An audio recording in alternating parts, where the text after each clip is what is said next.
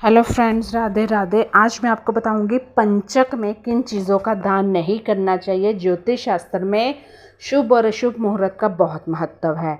हिंदू धर्म को भी शुभ और मांगलिक कार्य करना वर्जित माना जाता है हिंदू धर्म में। वहीं साल के हर महीने में शुभ मुहूर्त रहता है।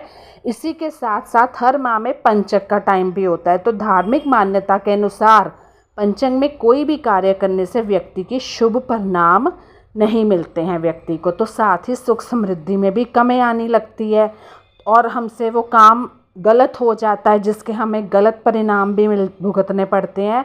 तो हर मास में यानी कि हर महीने में 5 पंचक दिन होते हैं। वही जून में भी पंचक लगने जा रहा है। 26 जून से लेकर 30 जून तक पंचक लगने वाला है। तो इसलिए इस दौरान कोई भी शुभ काम करने से बचें। अब ऐसे में पंचक के दौरान किन चीज़ों का दान शुभ नहीं माना जाता है। हिंदू धर्म में पंचक को शुभ माना जाता है। इन 5 दिनों में कुछ भी शुभ कार्य करना वर्जित होता है, जिसमें आता है लोहा दान। मान्यता के अनुसार पंचक में लोहा दान करने से ग्रहों की स्थिति बिगड़ सकती है और धन हानि हो सकती है।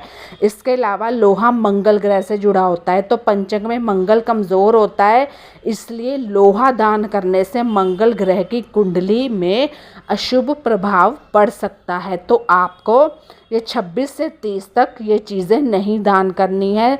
दूसरा है तेल। अगर किसी को तेल दे रहे हो, तेल का संबंध पितृ से माना जाता है। तो पंचक में पितृ चुकाने से बचना चाहिए, इसलिए तेल दान भी नहीं करना चाहिए। तेल सूर्य देव का प्रतीक माना जाता है। पंचक में सूर्य कमज़ोर होता है, इसलिए तेल दान करने से सूर्य ग्रह की कुंडली में शुभ प्रभाव पड़ सकता है। इसलिए इस बात का ध्यान रखें कि पंचक में तेल का दान करने से बचें। ये जो 26 से 30 तक, आज कितनी तारीख हो गई? आज 26 है ना। बस तो यही मैं आपको बताने की कोशिश कर रही हूँ। नमक को लक्ष्मी देवी का प्रतीक माना जाता है। पंचक में लक्ष्मी देवी कमज़ोर होती हैं, तो इसलिए नमक दान करने से लक्ष्मी देवी की कुंडली में अशुभ प्रभाव पड़ सकता है, तो जिसके कारण धन हानि हो सकती है। माना जाता है कि पंचक में नमक दान करने से ग्रहों की स्थिति बिगड़ सकती है, जिसके कारण स्वास्थ्य संबंधी समस्याएं, मानसिक परेशानियां आ सकती हैं। तो नमक का संबंध अग्निदेव से भी जाना जाता है। तो पंचक में अग्नि कमज़ोर होती है, इसलिए नमक दान करने से अग्निदेव की कुंडली में शुभ प्रभाव पड़ सकता है, जिसके कारण आग लगने का खतरा घर में या बाहर कहीं भी हो सकता है। दूसरा, आज मैं बड़ी अच्छी चीज़ बताऊंगी कि आखिर क्यों दोपहर के समय पूजा नहीं करनी चाहिए। जो लोग पूजा करते हैं दोपहर के समय सुन लें, क्योंकि ऐसा माना जाता है कि इन नियमों का पालन करके हम घर की सुख समृद्धि को बनाए रखने में मदद करते हैं। जो हिंदू धर्म के शास्त्र में पूजा करने के जो नियम है, पूजा पाठ एक धार्मिक प्रथा है जिसका मुख्य रूप में दुनिया भर में हिंदुओं द्वारा पालन किया जाता है। तो ऐसा माना जाता है पूजा देवताओं के सम्मान में की जाती है और किसी विशेष अवसर या फिर निश्चित समय पर की गई पूजा देवताओं द्वारा भी स्वीकार्य होती है। या कोई मुहूर्त निकला हो ना, वही इससे जुड़े कुछ विशेष नियम है जिनका हिंदू धर्म में पालन किया जाता है।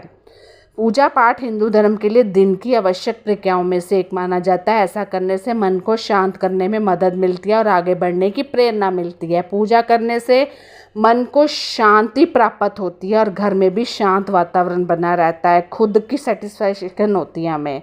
पूजा एक ऐसा आयोजन है जिसमें फूल चढ़ाने से लेकर धूप प्रज्वलित करने और भोग अर्पित करने की प्रक्रिया का पालन होता है। पूजा करते समय श्लोकों का उच्चारण मन से, उससे मन की शांति होती है।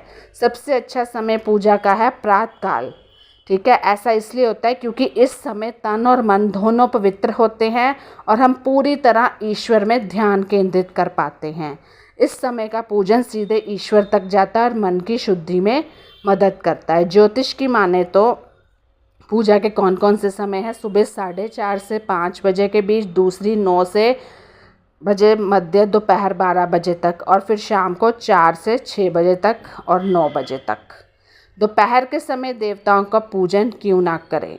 यदि हम ज्योतिष के नियमों की माने तो दोपहर 12 से 3 बजे समय देवताओं के आराम का समय होता है और इस समय अगर आप पूजन करते हैं तो पूजन का पूरा फल नहीं मिलता है। इस समय को अभिजीत मुहूर्त करा जाता है और ये पितरों का समय होता है। इस वजह से दोपहर को पूजा नहीं की जा सकती। ठीक है, क्या है कि पूजा शास्त्रों के नियमित प्रातःकाल पूजा करने से व्यक्ति को लाभ भी होता है। सुबह का शांतिपूर्ण वातावरण व्यक्ति के आभा मंडल को बढ़ाने में और ध्यान केंद्रित करने में मदद करता है। प्रातःकाल पूजा से पहले स्नान करके साफ वस्त्र धारण करें। ध्यान केंद्रित करने के लिए अपने आराध्य को ध्यान में रखकर पूर्व या उत्तर की ओर मुख करके बैठे। पूजा स्थल को साफ रखें और सभी देवताओं को स्नान कराएं। सबसे पहले उनको गंगा जल छिड़के चाहे स्नान कराएं। पूजा के स्थान पर दीपक प्रज्वलित करें। पूजा श्रद्धानुसार पूजा आरंभ करें। सभी देवताओं का ध्यान करते हुए पूजन करें और दिन की शुरुआत करें। तो कैसी लगी मेरी वीडियो मुझे ज़रूर बताइएगा। Bye bye, take care.